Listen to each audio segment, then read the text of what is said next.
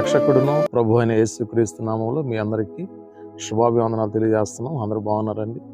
దేవుని మహాకృపను బట్టి ప్రతి ఉదయం డైలీ మన్నా అనే కార్యక్రమం ద్వారా దేవుని వాక్యాన్ని అందించడానికి ప్రభువు నాకు ఇచ్చిన మంచి సమయాన్ని బట్టి ప్రభువుకి స్తోత్రాలు తెలియజేస్తున్నాను. దేవుని బిడ్డలారా, ఈరోజు దేవుని వాక్యంలో నుండి కొన్ని విషయాలు మనం జ్ఞాపకం చేసుకుందాం. కీర్తనల గ్రంథం నుండి 42వ అధ్యాయము 1వ వచనాన్ని జ్ఞాపకం చేసుకుందాం. దుప్పి నీటి వాగుల కొరకు ఆశపడినట్లు దేవా నీ కొరకు నా ప్రాణము ఆశపడుచున్నది. చూడండి, దేవుని వాక్యంలో మనం చూసినప్పుడు భక్తుడు ఎంత చక్కగా మాట్లాడుతున్నాడు. దుప్పి నీటి వాగుల కొరకు ఆశపడినట్లు దేవా నీ కొరకు నా ప్రాణం ఆశపడుచున్నది అని భక్తుడు చక్కగా మాట్లాడుతున్నాడు. దుప్పి గురించి చాలా మందికి తెలుసండి. అసలు దుప్పి అంటే ఏంటి? అడవిలో నివసించేటువంటి జింకను దుప్పి అంటారు. అడవిలో నివసించేటువంటి జింక పరిస్థితిని గురించి మనం ఒకసారి ఆలోచన చేస్తే ఎనీ టైం భయంగా, ఆందోళనగా, కలవరంతో జీవించవలసినటువంటి పరిస్థితి.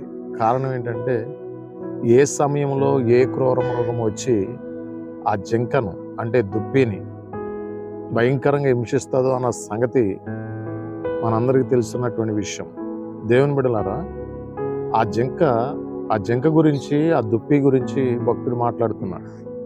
దుప్పి నీటి వాగుల కొరకు ఎలా అయితే ఆశపడుచున్నదో నా ప్రాణం నీ కొరకు ఆశపడుచున్నది.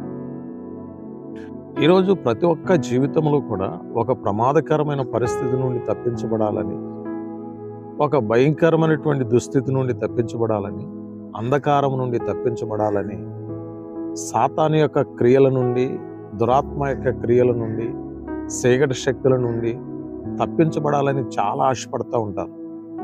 ఇంకా కొంతమంది క్యాన్సర్ వ్యాధులతో, క్షోమర్ వ్యాధులతో, పెరాలసిస్ వ్యాధులతో బాధపడుతూ ఉంటారు. దేవుని బిడ్డలారా, వాళ్ళకి చాలా ఆశ ఉంటుంది.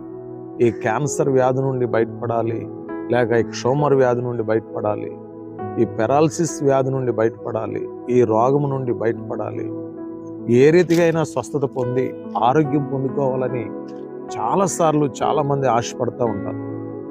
వారి ఆశ నెరవేర్చబడాలి అని అంటే దేవుని బిడ్డలారా, దేవుని వాక్యం వైపు చూసినప్పుడు, దేవుని వద్దకు వచ్చినప్పుడు ఖచ్చితంగా వారి జీవితాల్లో మనశ్శాంతి అనేది, నెమ్మది అనేది ఏర్పడటం అనేది ప్రారంభిస్తారు.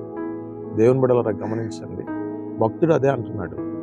దుప్పి నీటి వాగుల కొరకు ఆశపడుతున్నట్లు దేవా నీ కొరకు నా ప్రాణం ఆశపడుతుందంటాడు. దుప్పి ఏ క్షణమైనా దాహం వేసి ఒక నది దగ్గరికి కానీ, ఒక కాలువ దగ్గరికి కానీ వెళ్ళినప్పుడు, నదులైనా కాలువలైనా ఈవెన్ ఎనీ చోట కొన్ని ఏటు ముసలు నివాసం చేస్తూ ఉంటాయి ఆ నీటిలో. దుప్పి వెళ్ళి ఆ వారకి వెళ్ళి నది ఒడ్డుకి వెళ్ళి నీళ్లు ప్రయత్నం చేస్తే నదిలో ఉన్నటువంటి ఏటు ముసలు వచ్చి ఆ దుప్పిని అనగా జింకను పట్టి చంపివేయటం ప్రారంభిస్తుంది. ఇటువంటి భయంతో నీళ్లు త్రాగడానికి ప్రయత్నం చేస్తుంది. దేవుని బిడ్డలారా, ఈరోజు చూడండి, చాలామంది ఏదో ఒక రీతిగా జీవితంలో ముందుకు వెళ్ళాలి, జీవితంలో ఆశీర్వదించబడాలి, జీవితంలో వర్ధిల్లాలి అని ముందుకు వెళ్ళాలని ఆశపడుతున్న సందర్భంలో ఏదో ఆటంకాలు ఏర్పడుతూ ఉంటాయి, ఏదో సమస్యలు ఏర్పడుతూ ఉంటాయి, ఏవో చిక్కుముళ్ళు వస్తూ ఉంటాయి. ఇవన్నీ కూడా మనిషిని ఎదరికి వెళ్ళనివ్వకుండా చేస్తూ ఉంటాయి.